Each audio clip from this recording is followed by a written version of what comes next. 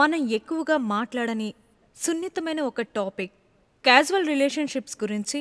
మేమున్న ఈ అందమైన వయసులో ఇవి ఉన్నాయా? అవును. నేను మా గురించి మంచి విషయాలే చెప్తాను. సో, యువత ఇప్పుడు యువత ఇప్పుడు శారీరక సంబంధాలు పెట్టుకుంటున్నారు. కానీ వాళ్ళలో ఏ మాత్రం ఎమోషన్స్ ఉండవు. ఆహ్, నాకు తెలియాల్సింది దీనిపై మీ అభిప్రాయం. ఇంకా ఇది వాళ్ళు ఇష్టపడి చేస్తారా? ఇది మంచి విషయమేనా? దీని గురించి ఏం చెప్పాలి? దీనికి సమాధానం చెప్పండి సద్గురు. నేను మీకు జోక్ చెప్పనా? తప్పకుండా.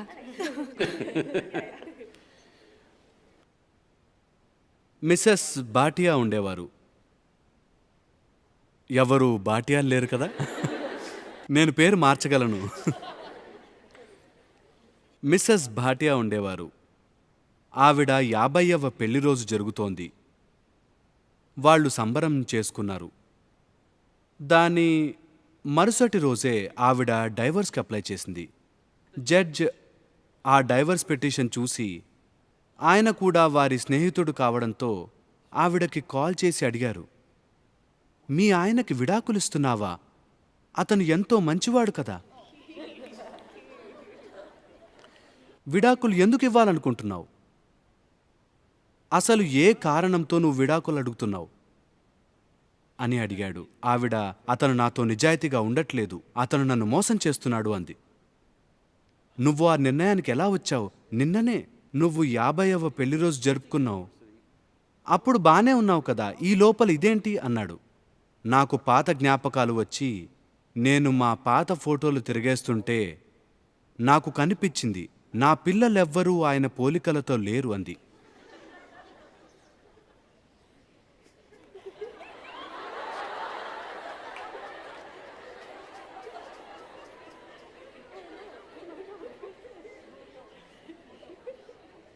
ఇప్పుడు మీకు గుర్తుందా? Do you remember? మీ బామ్మ వాళ్ళ బామ్మకు బామ్మ 10 తరాల క్రితం ఎలా ఉండేదో? You don't. కానీ ఆవిడ ముక్కు మీ ముఖం మీద కూర్చుంది ఈ రోజున. మీ శరీరం గుర్తుంచుకుంటుంది, అవునా కాదా? మీ శరీరం కొన్ని లక్షల సంవత్సరాల క్రితం మీ తాతకి ఉన్న చర్మం రంగు కూడా గుర్తుంచుకుంటుంది, ఇప్పటికీ కూడా. అది మర్చిపోదు. మీరు నా శరీరం అంటోంది ఒక గొప్ప స్మృతుల పుట్ట, అవునా? మీ బ్రెయిన్లో ఉండే మెమరీ చాలా తక్కువ. మీ శరీరంలో ఎంతో మెమరీ ఉంది. ఎవల్యూషనరీ మెమరీ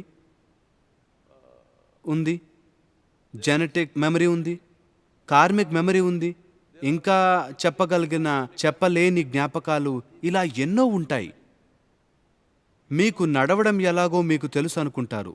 మీరు అర్థం చేసుకోవాల్సిందేంటంటే మీ శరీరానికి ఆ జ్ఞాపకాలు ఉన్నాయి కాబట్టే మీకు తెలుసు. మీ శరీరం మర్చిపోతే మీరు నడవలేరు. మీకెంత మెమరీ ఉందంటే సింపుల్ విషయాలు, ఇది తినాలి, ఇది తినకూడదు, ఇలా తినాలి, ఇలా నోట్లో పెట్టుకోవాలి, చెవిలో కాదు, ఇదంతా ఫన్నీగా అనిపించవచ్చు. కానీ మీకు గుర్తు లేకపోతే ఇవన్నీ తెలియవు.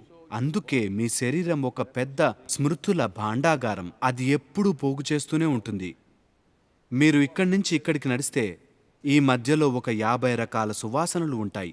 మీరు కాన్షియస్గా గుర్తుపెట్టకపోవచ్చు, కానీ మీ శరీరం గుర్తుపెట్టుకుంటుంది. అన్ని వేళల్లో అది గుర్తు పెడుతూనే ఉంటుంది మీకు. అందువల్లే ఇది మంచి వాసన, అది చెడు వాసన అని తెలుస్తుంది. ఇది ఇలా ఉంటుంది, అది అలా ఉంటుంది అంటూ మీకు రకరకాల విషయాలు తెలుస్తాయి, ఎందుకంటే నిరంతరం గుర్తుపెట్టుకుంటోంది. సో ఈ శరీర స్మృతిని మన సంస్కృతిలో రుణానుబంధం అంటాం. ఇదే మీరు పోగు చేసుకున్న ఫిజికల్ మెమరీ. మీరు మీ ఫిజికల్ మెమరీని కాన్షియస్గా నిర్మించవచ్చు, లేదా దొరికిన మెమరీ అంతా తీసేసుకుని అక్కర్లేని కన్ఫ్యూజన్కి లోనవ్వచ్చు. ఎక్కడెక్కడ ప్రభావం ఉంటుందో నాకు తెలీదు. మరి ఇంకా మీ తరంలో ఇవి ఎవరైనా చూశారో లేదో, కానీ ఇంకా ఈ బెంగళూరులో ఇప్పటికీ ఎవరినైనా ఉప్పు అడిగితే వాళ్ళు అది చేతికివ్వరు, అక్కడ పెట్టు అంటారు. మీరు నువ్వులు ఇస్తే కూడా అక్కడ ఉంచండి అంటారు. ఎందుకంటే వాళ్ళు ఇవి మీ మెమరీని మోసుకెళ్లే వస్తువులని గుర్తించరు. వాటిని నేను తీసుకుంటే అవి నా జ్ఞాపకాలుగా మారిపోతాయి, అందుకే తీసుకోను. అందుకే ఈ సంస్కృతిలో ఒకరినొకరు ముట్టుకోవటం, చేతులు కలపటం లేకుండా మన చేతులని మనమే ముట్టుకొని నమస్కారం చేస్తాం. ఎందుకంటే మనం మెమరీని పోగు చేసుకోవద్దనుకుంటాం. నేను దీన్ని ఇలా ముట్టుకుంటే అది ఆ మెమరీని గుర్తుపెట్టుకుంటుంది. మీరు ఇదే మీ నలుగురు ఫ్రెండ్స్తో ప్రయత్నించండి. మీరు వాళ్ళ చేతులు ముట్టుకోండి. గుర్తుపెట్టుకోవడానికి ప్రయత్నించకండి. ప్రతిరోజు వాళ్ళ చేతులు ముట్టుకొని దాని గురించి మర్చిపోండి. రేపు ఆ వ్యక్తి వచ్చి మిమ్మల్ని ముట్టుకుంటే మీకు తెలుస్తుంది ఇది అదే చెయ్యని. చూడండి, శరీరం గుర్తుపెట్టుకుంటుంది, మైండ్ కాదు. శరీరం గుర్తుపెట్టుకుంటుంది. దీన్నే రుణానుబంధం అంటారు.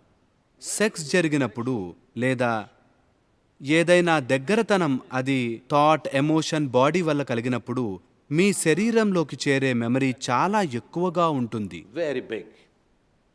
ఈ సందర్భంలోనే మీరు దీన్ని వీలున్నంత సింపుల్గా ఉంచాలని చెప్పారు.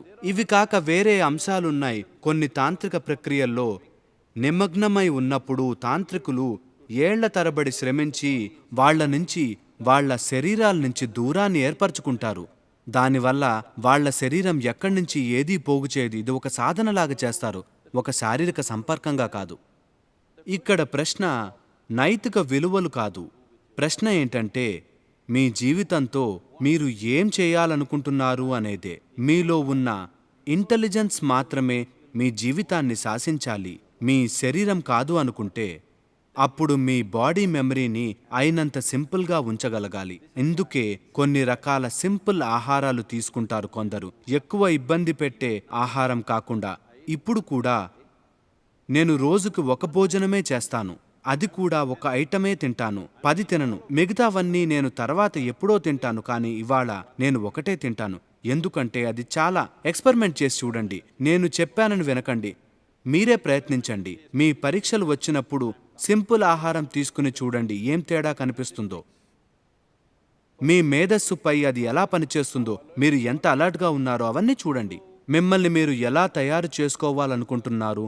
ఒక గొప్ప సెక్షువల్ సూపర్నోవాగానా?